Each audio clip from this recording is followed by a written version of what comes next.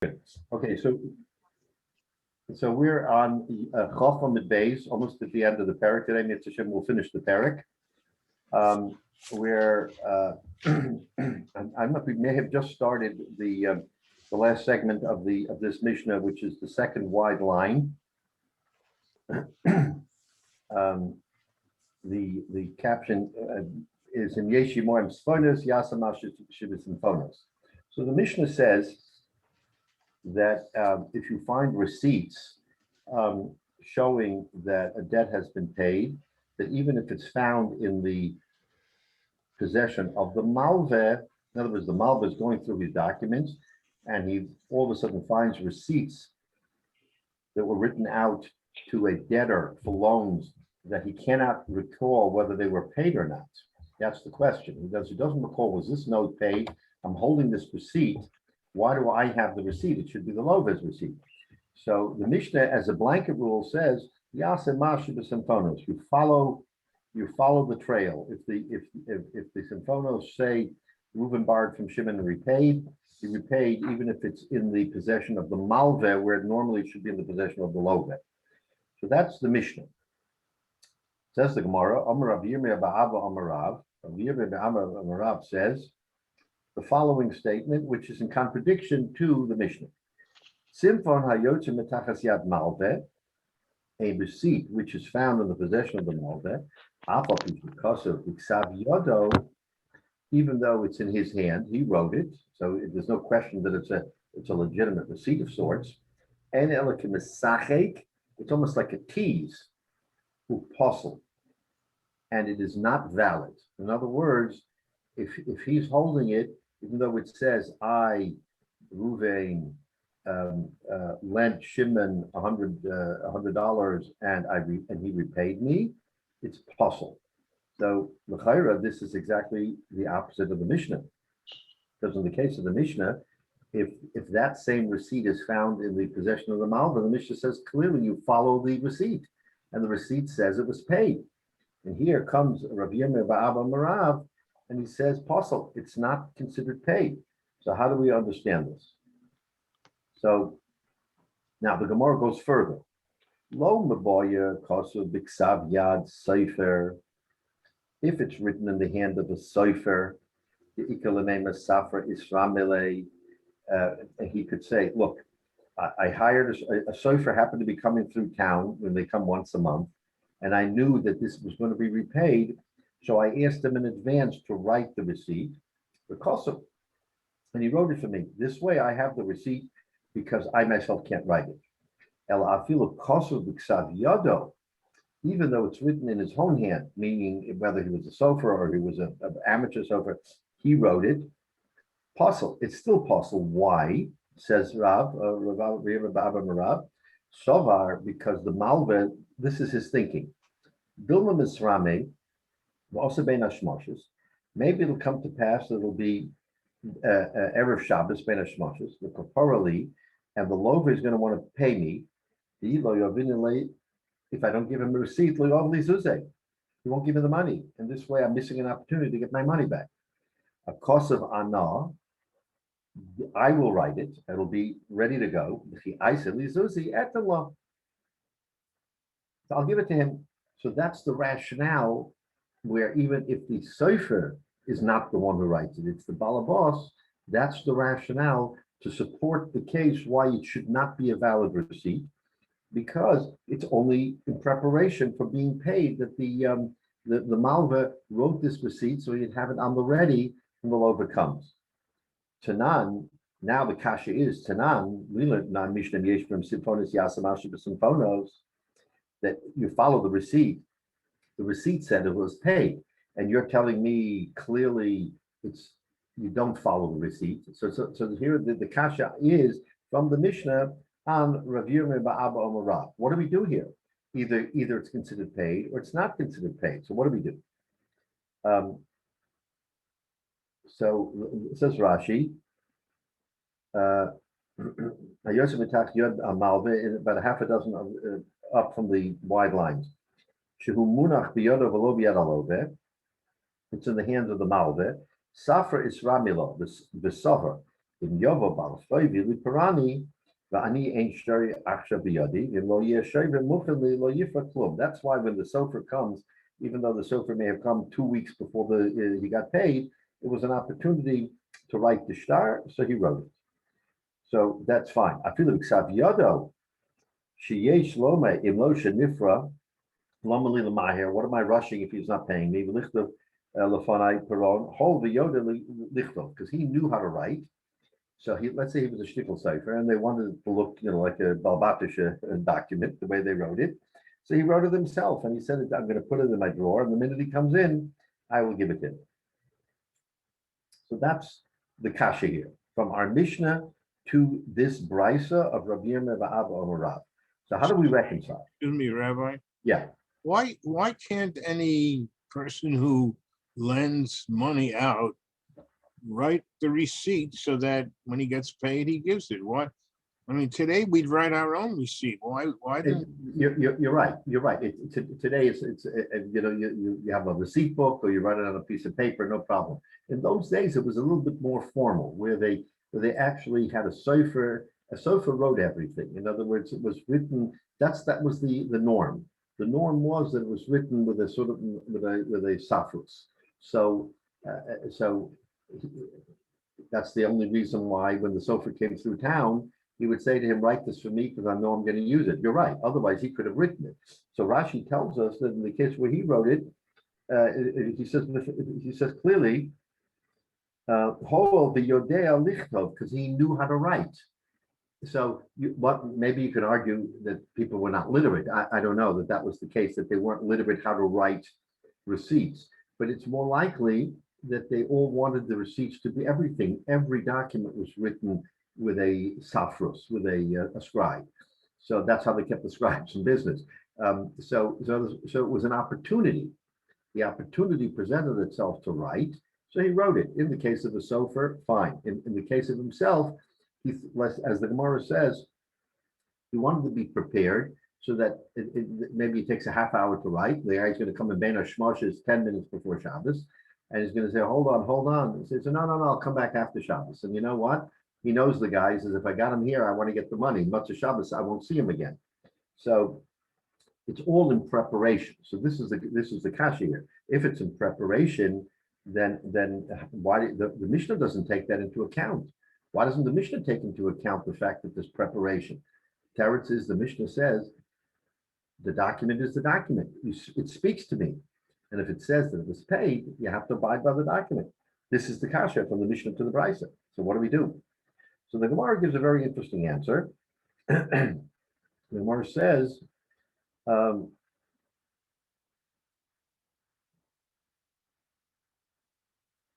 the Omer of Safra. You know what? That Gemara, that Brisa, is according to Rav Safra. Shenimtza ben shtoris kruin. Ochinami shemotza ben shtoris kruin. So Rav Safra in another Gemara, not having nothing to do with us, gives a teretz about why a shtar that's found among ripped up shtaros has the chazaka of being ripped up. In other words, you have a shtar, it's a shtar of shtar milveh, about a loan, and you find that shtar in a pile of shtaros that the malveh is a big money lender, and he has all kinds of ripped up shtaros that are sitting on a pile. This shtar is on that pile. So you ask yourself, why would a valid shtar be not in his drawer or in his pile of yet to be paid? It's in the drawer or the pile of torn. Says Rav Safra, that's proof. That's a chazaka. It's proof that it was a paid shtar. So what happened here was that he had this receipt, the shtar, and he was going to give it to the lova when he came in, and the lova was in a rush and dropped off the money and left, and the shtar is still sitting with him.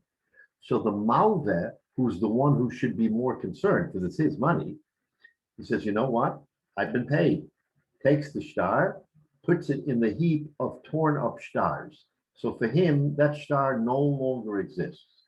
So now we find the star in the possession. Now the svara is that since it was among the ripped up staras, of course it's considered paid. And that's what Rabbi Yirmiyah Ba'abba Amarav is talking about. He's talking about a case of Safra. So the answer is that his situation is that of Rav Safra's, where the torn document, it was among the torn documents. However, if it's not among the torn documents, then the ruling of the Mishnah applies. You have to follow the receipt because it's considered not paid. So therefore, it's not a stira between the Mishnah and that brisa that says it's that you don't worry about it because it's proof from a chazaka that it was sitting among the torn stars. So that's how the Gemara answers it. Says Rashi. V'hochav amalva askin edektonim motzah shtor ben shtorosef kid omer of safra lekama and dishmatzen shenimtza lo hashtar hashova yotzeba ben shtorosef karuim torn shtoros who ain't a karua and it's not torn. This one is not torn. Lefika somchen ala shover. We rely. So Rashi has there's two interpretations here. Somchen ala shover. We rely on the shover. Shemokam hashtar muchach ala shover. So in other words, there's two different things here. There's a shover, a receipt, which he finds in his drawer, and then there's the actual loan document, which is sitting with the torn documents. So there's two different documents, a shtar and a shover, says Rashi. Somchen ala shover, we rely on the receipt, shemakam hashtar muchach ala shover, because where we find the shtar reveals on the shover, shehu emes, that it was paid. Because if it was not paid, it's kruin. Kach shomati, says Rashi. Rashi says that's the interpretation I heard from others, that there was a shtar and a shover. The shover is sitting on his desk. It's all fine. But the proof to the shover is that the underlying shtar, the loan document, is sitting with the ripped up document. So it's a proof that shover was paid.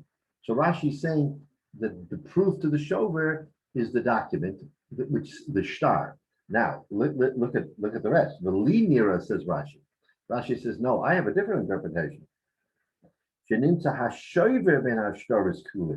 receipt itself was sitting in the pile of ripped up documents. He got his money. So he should have given it. And the lover forgot. He forgot. He ran out. What did the malva do? He took the shover and stuck it with the documents that he no longer needs. The isal to davat malva kasolios muchalo because if you're going to say that the malva prepared it, like we said before, like the Safra says, in order for him to be available when he pays,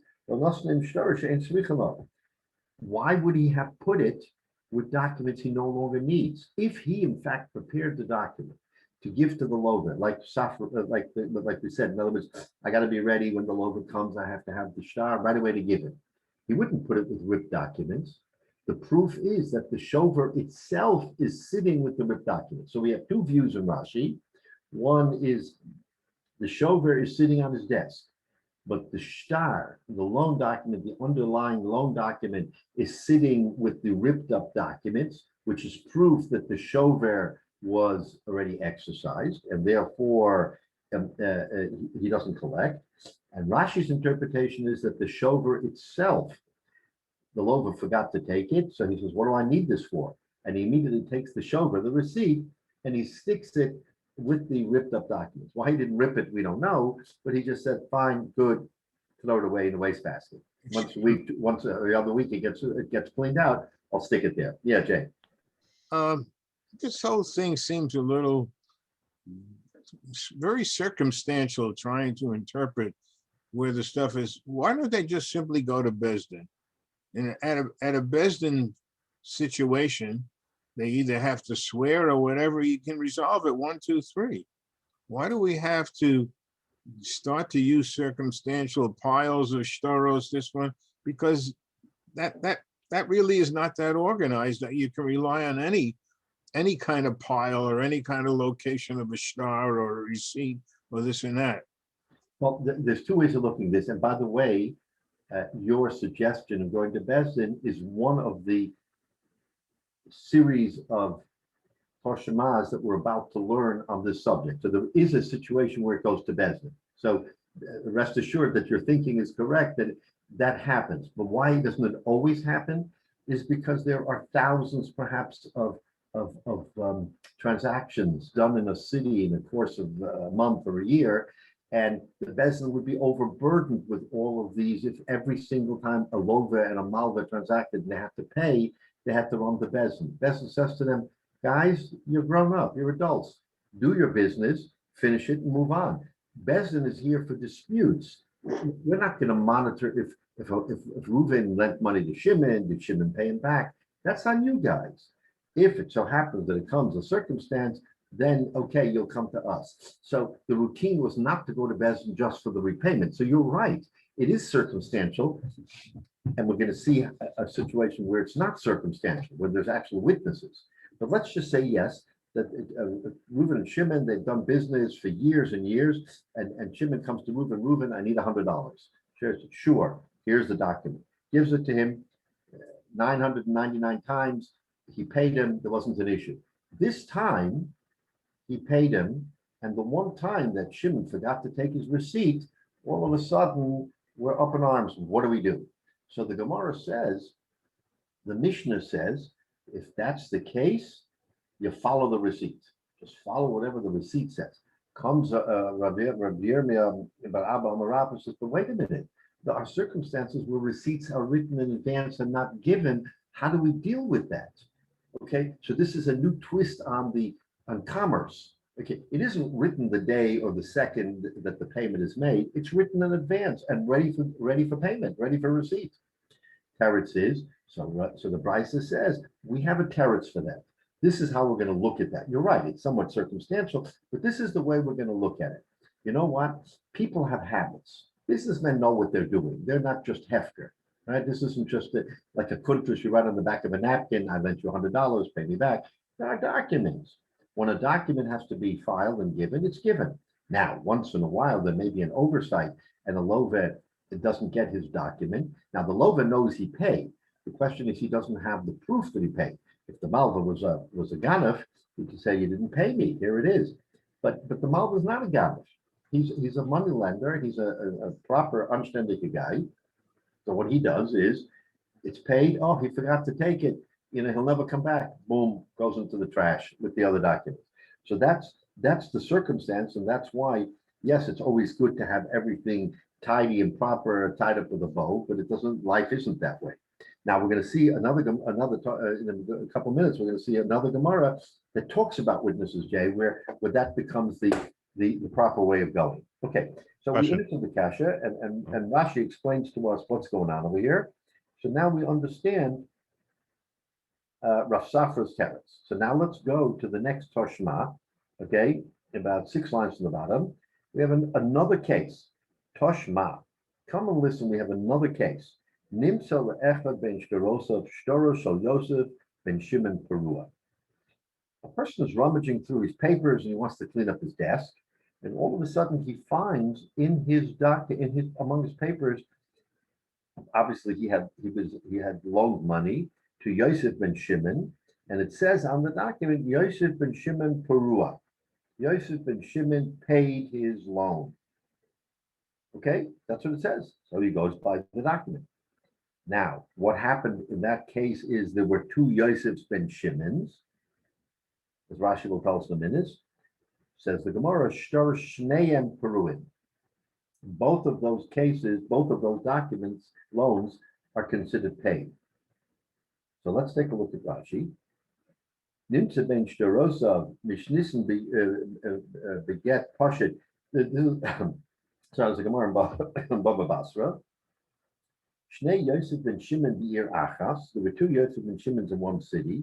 The Nimtza Shoiver, he found the receipt, Odom Echod, Ben Shtorosov, because of Bo Shtoros, or Yosef ben Shimon, Shebiyadi Peruahu, Vahoyolo Shnei Shtoros of Shneim. He actually loaned money to both of them, and he has one that says it was paid. So what do you do? Right?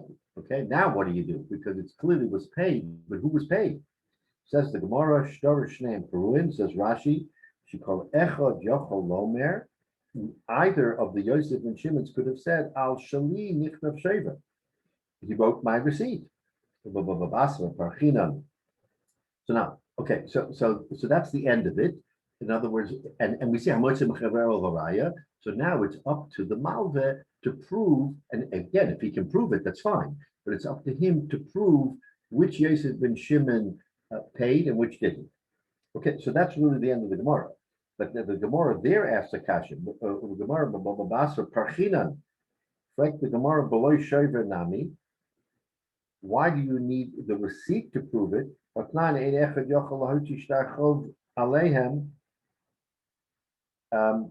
Gemara there says a person cannot collect the shtar chov.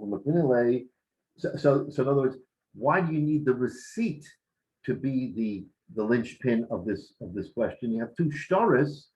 So what do? Why the receipt? Why is it an issue for the receipt and not for the underlying shtar itself? Here it says there was a receipt that says Yosef ben Shimon was paid. And so we have this discussion. There the Gemara asks, what do you need the receipt? You have two shtaros there lying, Yosef ben Shimon. And so what's going on? Who does he collect from? The same kasha, why do you need it? So the Gemara gives an interesting answer. And the Gemara says, and this is why we are sometimes more medactic in many of our shtaros.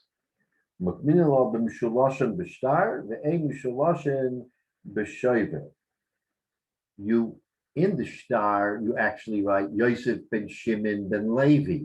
In other words, you go up another generation. So there is maybe far less likelihood that there's going to be two Yosef ben Shimons ben Levi. Could be, but not likely. So the shtar itself, says the Gemara there in Bava Metzia, nothing to do with us.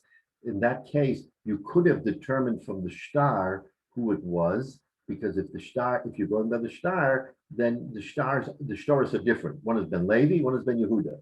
But in a shover, you don't write three generations. You write Yosef ben Shimon. So therefore, so therefore the kasha is, which Yosef ben Shimon? That's just an aside. It's an interesting aside. But the question there is, so what do we do? So, and there the Gemara says that you don't collect. Why don't you collect? Our Mishnah says you follow the receipt. So let him go ahead and pay it. Let him go pay both. And in other words, both of them should be considered paid. So what's the shaila? Follow the receipt.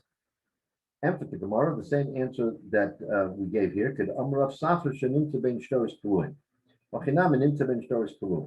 That it's not a kasha because he found this document among the ripped up documents. So really, you follow the receipt. Emes, our Mishnah is correct. If he has the receipt, it's paid.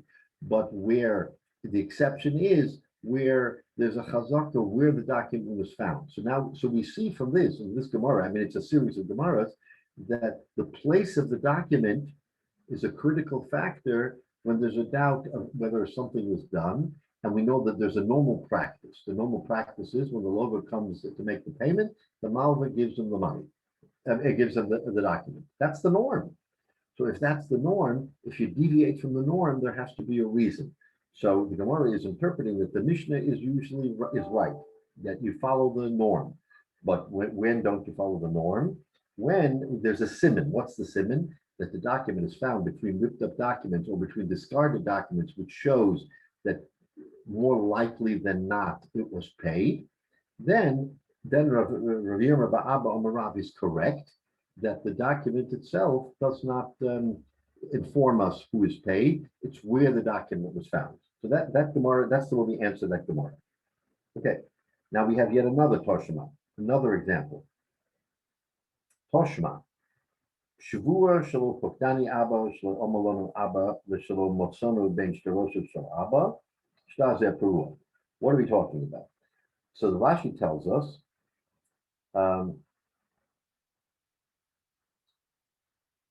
Shavua Shalopotani Abba. Mishnah b'Shavuos. It's a Mishnah in the Gemara Shavuos. Yisomim mina Yisomim lo Yafu ela b'Shavua. So this is the cloud. If you have, unfortunately, you have a set of Yisomim, two sets of Yisomim, and each of their parents, each of their fathers did business, and now they're not there. So one set of Yisomim. So the Yisomim want to collect or not want to collect from the other Yisomim. So how do you do it? Says the Gemara there, they have to swear. What do they swear?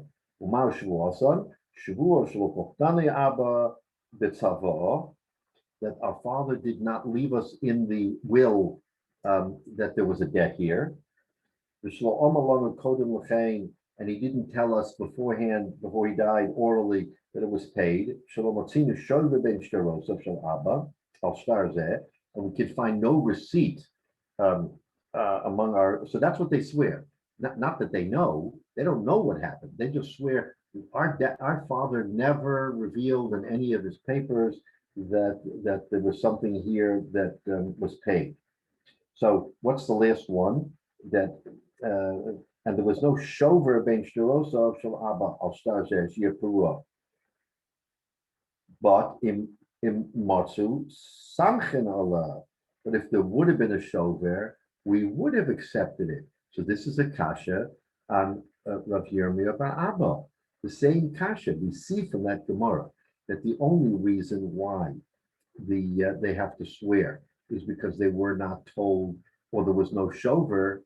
But if there had been a shover, if they had produced a receipt, like our Mishnah says, then you follow the receipt. So it's a kasha on Rav Yirmiyah bar Abba Amarav. What are you talking about? You're telling me that you don't follow the receipt. We see from that Gemara that the Gemara would have followed the receipt if one had been found. That's what the Gemara there says in Shavuos. So it's the same kasha. And again, the Gemara gives a teretz. Okay, so this theory of where the document is found is a solid theory.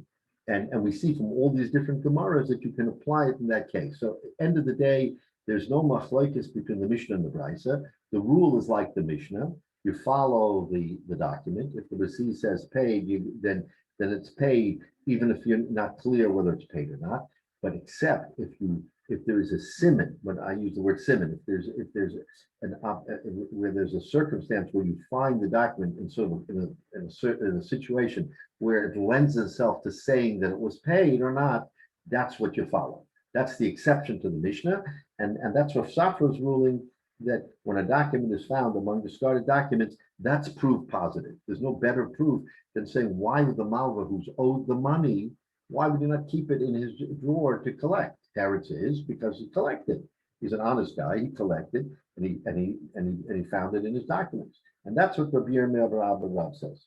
Okay, so now we have all these good cases. Now we're going to get Jay to your case.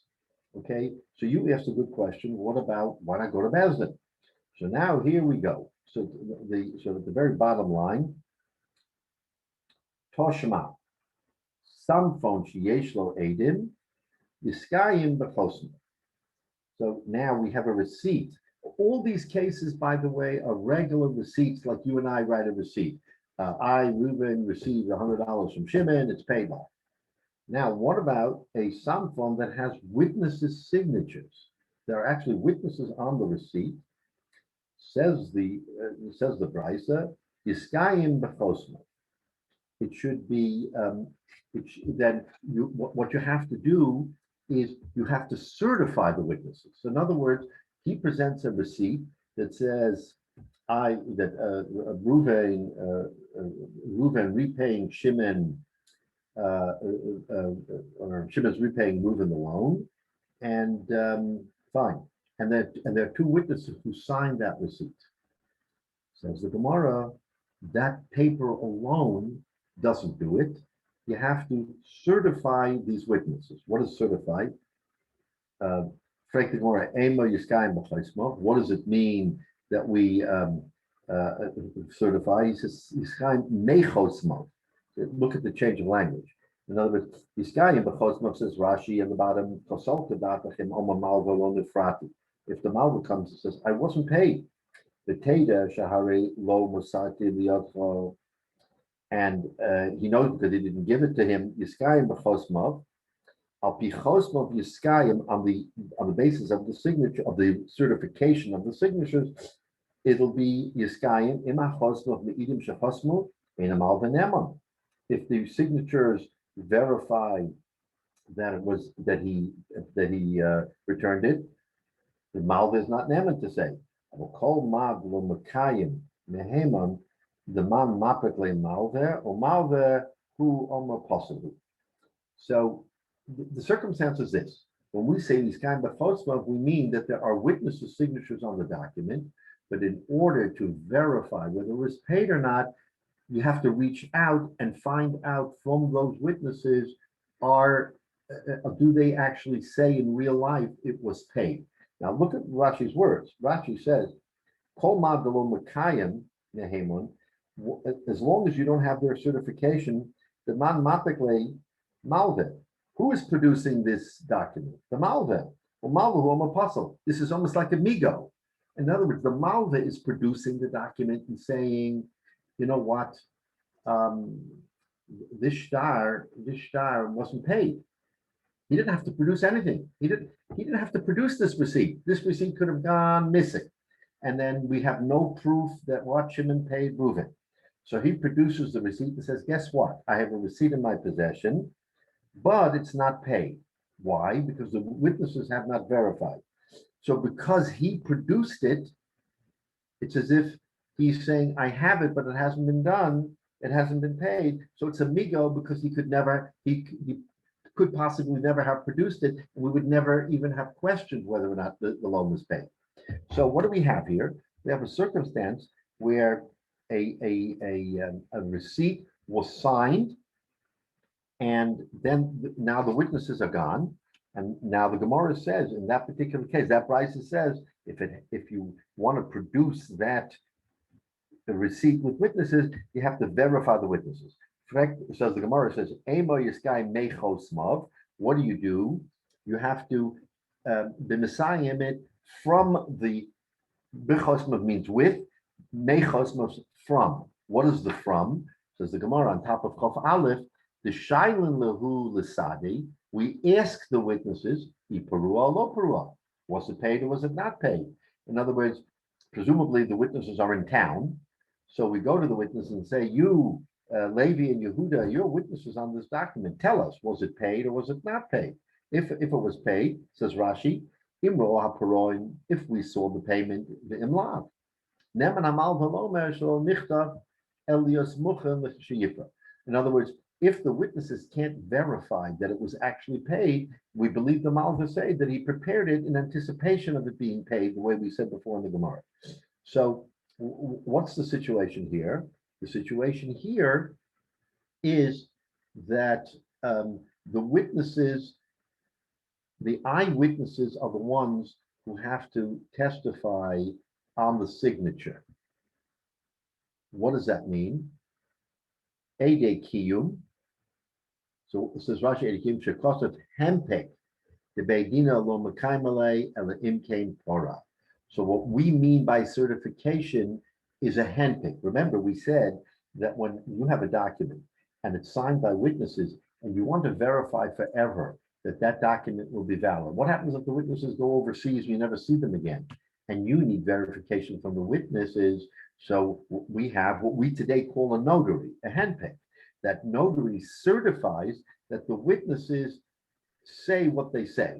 So if there's two witnesses on a document that says Shimon repaid Reuven, and Reuven says, wait a minute, I only prepared that in anticipation, and they signed it in anticipation. They didn't actually see anything. That's the problem. But when you have a handpick, a kiyum, a handpick, that handpick verifies the witnesses, and we say that they did see it. So in other words, a person would not go. Let's just say the Malva wants to prepare this document in anticipation of a payment, and he says to his two buddies, you know what, sign this document. Do me a favor. This way, when I give it back to the Lova, it'll all be kosher. So they say, sure, we'll do you a favor. We'll do you a favor. Excuse me, Rabbi. Doesn't the document have to have a date? When the Adam sign it, how can they pre-sign a date that may or may not happen? And he's saying, well, I'm planning on Sunday, but something can happen. So right away, doesn't the date have some power? Exactly right. So the date itself, this is the Tishrei Nisan problem that we've always talked about. In other words, you predate it, you pre-sign it, and then when the Lova comes, again, that's why public policy is against this. Yeah. It's against doing this for the obvious reasons, because it could create chaos. But in the situation where it was done, and so normally, if the Lova comes and he pays it, and he pays it on the day he said he's going to come, Friday, and it's dated Friday, okay. So worst comes to worst, he says, I can't come Friday, I'll come Saturday night, Motzei Shabbos, but the document's already signed, so you give it to him with the pre-date, but it doesn't matter, because at that point you have your money. The only problem is, 2 weeks later, a month later, you find this document sitting there, and no one remembers, did I get the money, did I not? The Lova says, for sure I gave you the money. And the Malva says, well, why would I have the document? I would have given you that document, which is why we say that the Malva isn't a Ganav. He wants to do the right thing, he doesn't remember. So if it's in the pile of ripped up documents, okay, he would only do that. So That's against his interest. The value of the Adam and the date is only if it happens exactly on that day. Otherwise, the Adam can go out of town, they go on vacation, whatever it is, and they're useless in terms of having the power that they had if you do it all on the day that it's written. Which exactly right, which is why the Gemara says that you have to verify the witnesses. Having the signature of the witnesses is not sufficient. That's as if there was no witnesses. You have to have testimony. What's the testimony? Says Rashi, handpicked. The certification of Bezdin in this notary that we talked about, that's the raya, because no one is going to go to the Bezdin and get a handpick unless it's an actual done deal. In other words, you're not going to do that in advance. That's never done in advance. Witnesses, okay, the witnesses will sign in advance, but a handpick, no. So therefore, if there's a handpick, if there's kiyum, that's a raya. Okay, now we have one more tashma. So to give another example, so again, this was a kasha on Rabbi Yirmiyah and then a teretz. Tashma, samfon sheyeshel of edim kosher. So that the brisa there says, in part, we're going to see there's a second part to this brisa. A samfon that has witnesses on it is considered a kosher samfon, a good receipt. Frek the Gemara, my edim. What are the edim? Edi kiyum. Ochinam mistabra. So it's edi kiyum, like we said. What are edi kiyum? The handpick. Says the Gemara, Hochinam mistabra. It makes sense. Midiktoni seifa. What's the seifa of that brisa? The Reisha says samson sheishel of edim kosher. The seifa says v'she'ein olav edim. If there are no witnesses, possible. In other words, that brisa puts it in stark reality. If you have a receipt with edim, it's kosher. If you have a receipt without edim, posel, then it's a posel. It's a posel document. Frek the Gemara there. My anal of edim. What does it mean? There aren't edim. Okay, so there are no edim there. What does that mean? Ilay medeleka alea edim klau. If you say there's no witnesses at all, the apostle. So the Gemara there is saying, if we establish a rule that a receipt needs witnesses, that's it. It needs witnesses. Without witnesses, we're never going to accept it. So why you, Brisa, what's the chiddush by you telling me that there are no witnesses? That's the rule. Of the Brisa says any receipt with witnesses is a valid receipt, a witness, because everybody wrote witnesses. Jay, to your point, everybody wrote witnesses. But if you find no witnesses, then it's a puzzle shover. It's as if it doesn't exist. Why don't we say that? Says the Gemara, Elalav, Ede Kiyum. There are Ede Kiyum. There are witnesses. And so now, okay, so there are witnesses. So here's the kasha. Gufa, that brisa says, something sheyeshel of edim iskay mechosma. So this is the whole brisa. If it has Adim, Yiskayim B'Chosmo, then the verification of the witnesses tells us whether or not the loan was good. Ain of Adim, if there are no Adim, what does it mean there are no Adim? The Yotze mitachas yad shlish, but there is a third party who's holding on to this document, and he produces the document. In other words, he's kind of the mutual guarantor that this loan will be properly handled. Both the Lov and the Malva is a Rav or someone Chashuv. They both say, sure, give it to Yankel, and we'll trust Yankel. He's the Yad Shlish. Or it came up after Chisum Shtaris. We'll see what that is in a minute. Kosher. Both of those cases, then we hold like Rabbi Yirmiyah and Rav that it's kosher. Now, what the Gemara explains, if you don't have witnesses, but it comes out of the hand of a third person, the high minu malva l'shlish, yotze. In other words, what we're saying here is that if the malva trusted the shlish, that third person, to hold it, and he comes out and he produces it and said it was paid, then the malva has no choice but to accept that it was paid. So you don't need witnesses, because the shlish is in lieu of the witnesses, that he is the, so to speak, witness, and everybody relied on him. So if he produces the shtar and says it was paid, everybody agrees that it was paid. What does it mean?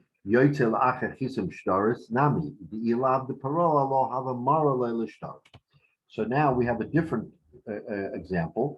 Normally, you would have witnesses. But what happens if there were no witnesses, but there was a receipt attached to the bottom of the shtar, meaning that the shtar is a shtar havor, it's a loan document. And right there at the bottom, you have a shover that's stapled on or taped on. Who does that? Nobody puts a shover onto a loan document. LMI, it had to have been paid. Otherwise, there would be no receipt.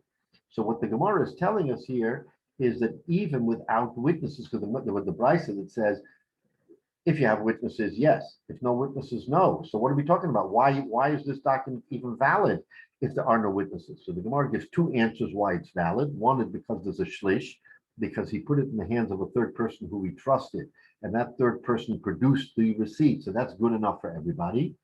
And the other answer is that even though there was no witnesses, but there was a shover, a receipt that appeared at the bottom of the loan document. It was taped on, and that itself, no one does that unless it's paid. So Rashi says, something sheyesh of Edim, the second wide line there, third wide line, the Ede Kiyum Mukminalo. We're talking about the Bezdin, the hempik, not the actual witnesses. So you have two sets of Edim. One set of Adam signed, and then they went off to Pumpadisa. They're not here anymore. But you have certification of these witnesses through, let's say, a handpick, through a bezdin. It's still a kosher document because you have the handpick. You don't have Ede Kiyum, but you have signatures. The Yotze V'Tachos Yad Shlish. She'ein halova motzio. The lova can't find it. Loha malve or the malve. El shlish shebeneim neman. So neither the lova or the malve have it, and they both come to court. Then we believe the third party. So in other words, in those days, that was one of the methods that they used in commerce. Is they wouldn't rely on themselves, the lova and the malve. They would give it to a third person.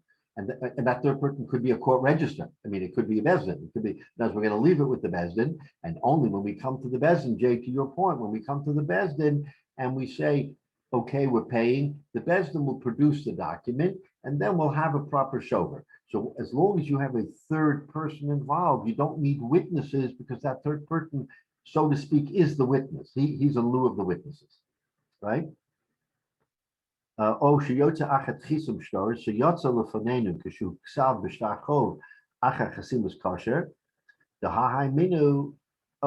so in other words, this is the case.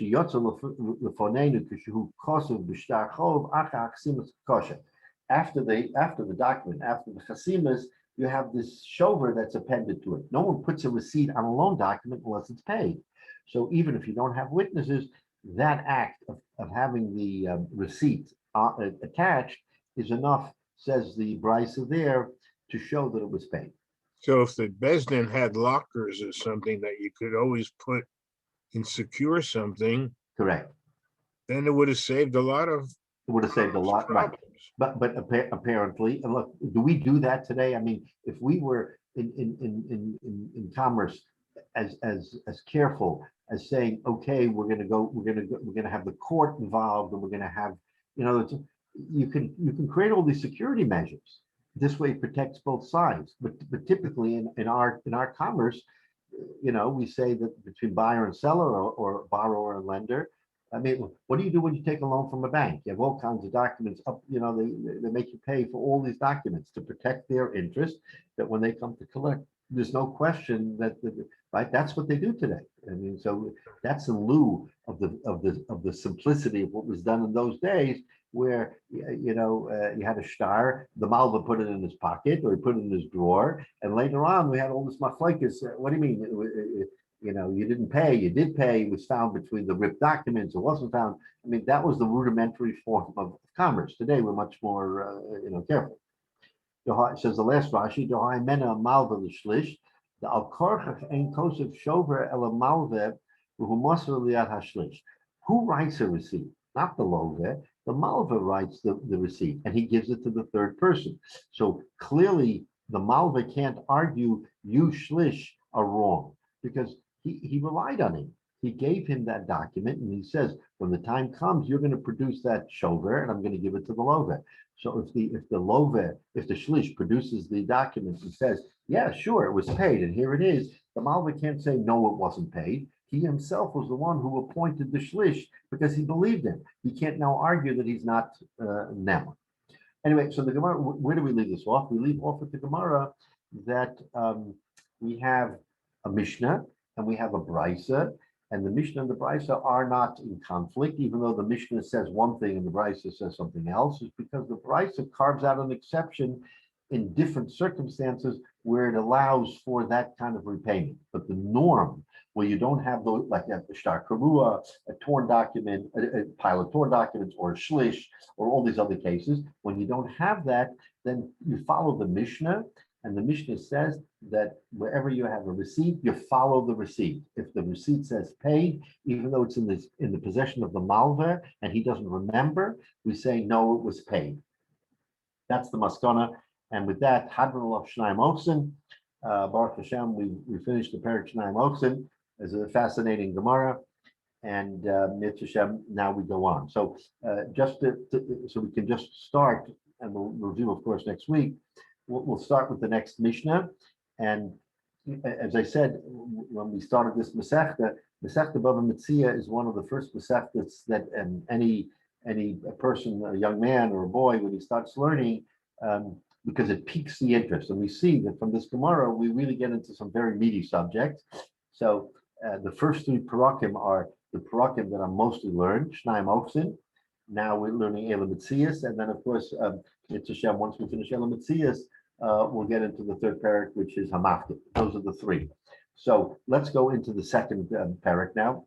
And this now, we're talking about simonim.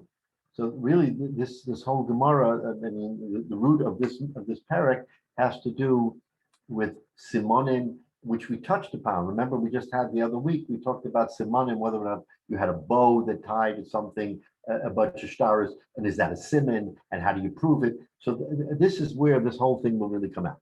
Eila Metzia Shalom, Eila Chayv Lahakris. Says the Mishnah, the following Metzias, the following things that you find are yours automatically, and the others you have to return. So this becomes the question, is that we have a mitzvah midaraisa, hashavas aveda. You have to return an aveda. So when you find something and you have a dilemma, what do I do? Do I have to return this? How do I return it? I don't know who it is. There's no simon, there's nothing. So this Mishnah, and of course the halacha, gives us some guidance on when a person can feel, I have no obligation to do anything other than to keep it. In other words, if a person is an erlich, a person, and doesn't want to, I don't want to steal this document, but there are times when you don't have to do anything. So the Mishnah is going to give us some examples. Ela Metzia Shalom. What's an example of a Metzia that you can keep? Motzav Peres Mufuzarim. You're walking along Arcola Avenue, and on Arcola Avenue down the street, you see a bunch of pears and apples and grapes all lying there on the street. That's called Peros Mufuzarim or Moros Mufuzarim. More importantly, right?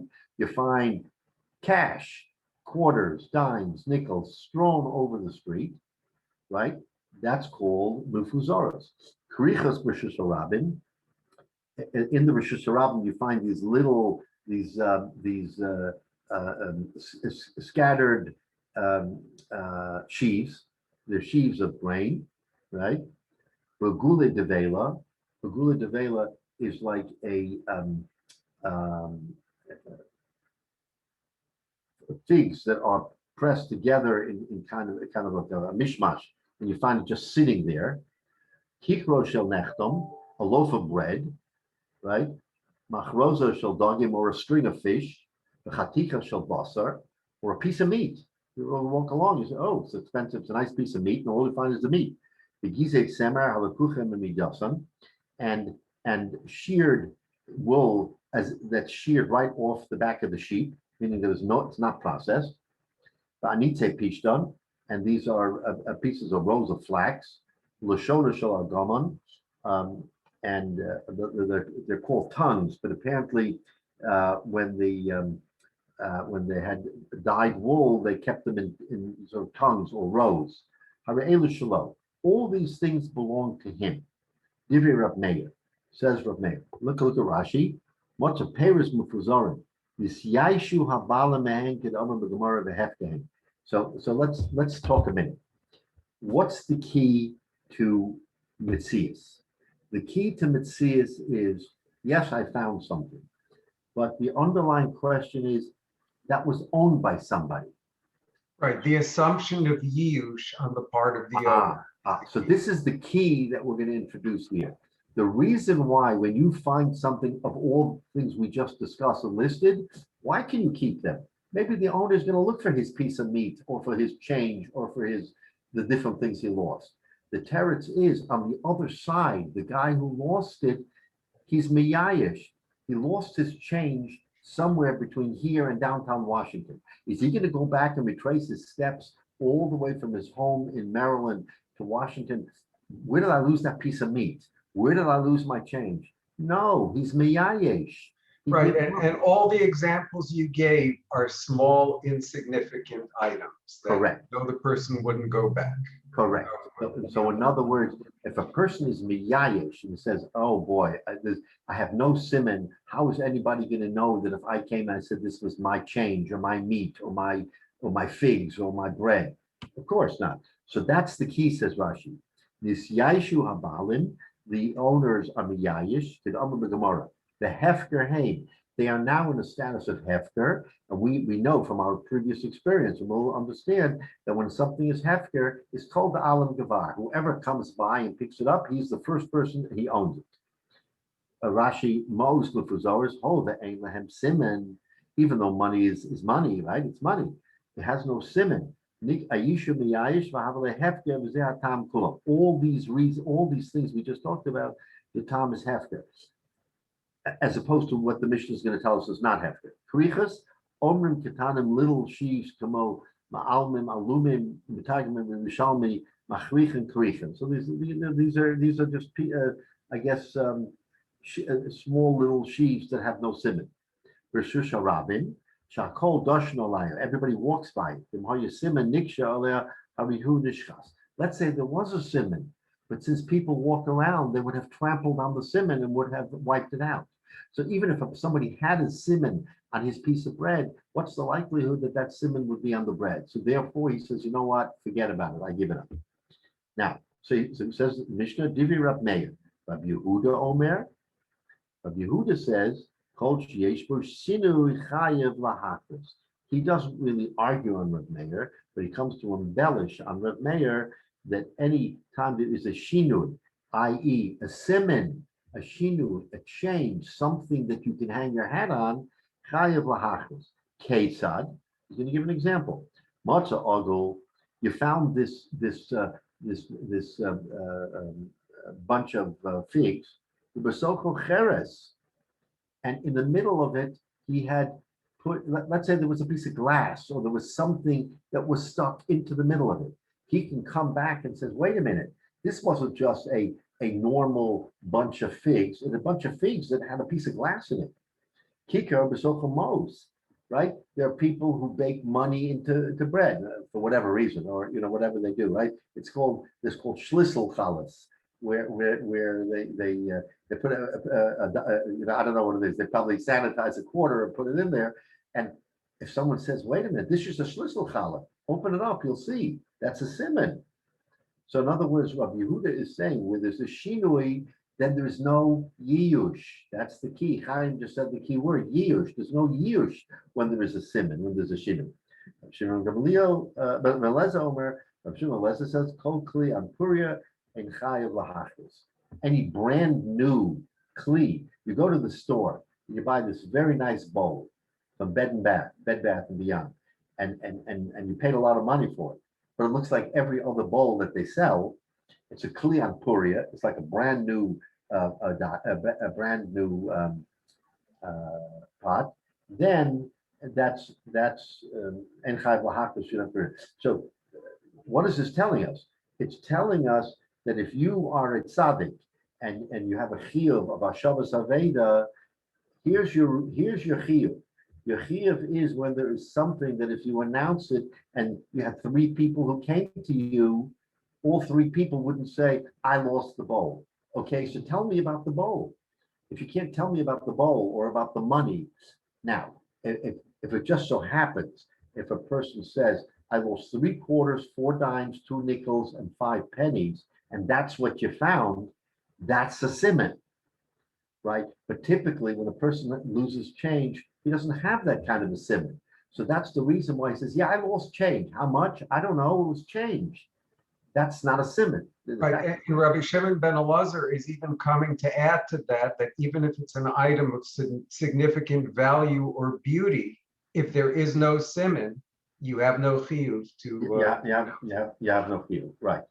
Now, if it's a one of a kind vessel, if it's something unusual, then you could say, sure. I'll give you a better example.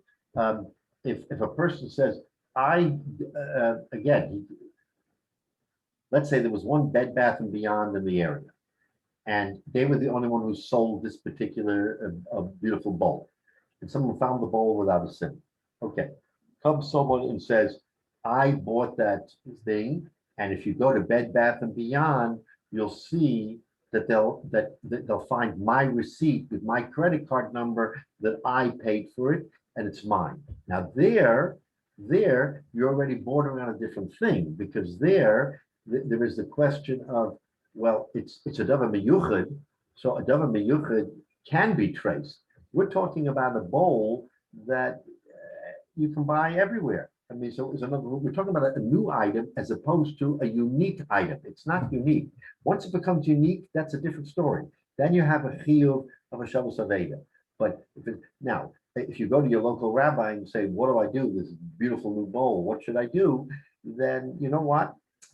And you found it in front of Shomrei, then he would say, you know what? Maybe you should just put it in the shorts and advertise that if someone lost a bowl, they should come back to the shul and think, okay, maybe that's l'fnim mishur sadin, maybe it isn't, because it's unique, it has some distinguishing qualities.